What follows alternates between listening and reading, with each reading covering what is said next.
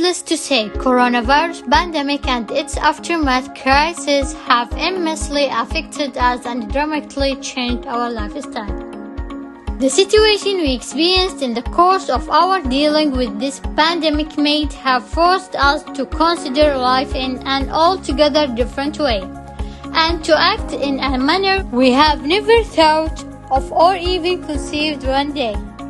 This pandemic has forced us out of our schools and changed the way of our dealing with everything that we have been used to do in a certain way, thus forcing us to keep away from utmost familiar methods and to discover innovative methods, ways and solutions.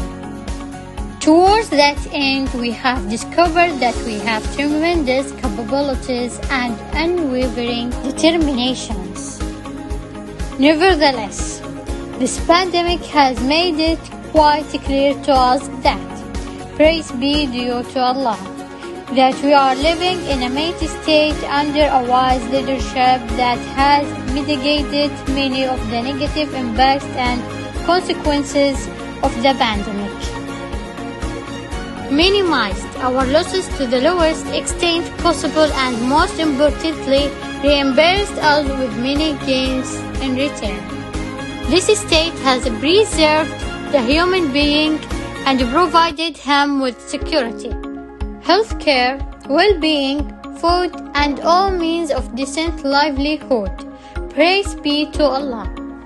Indeed, as far as the education sector is concerned, the challenge has been unprecedentedly massive.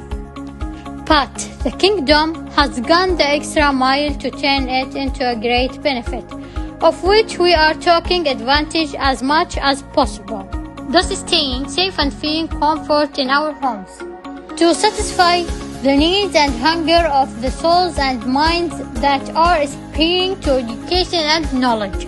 The pandemic has never been an obstacle in the way of completing the educational process, despite all the great challenges we have faced from the very beginning.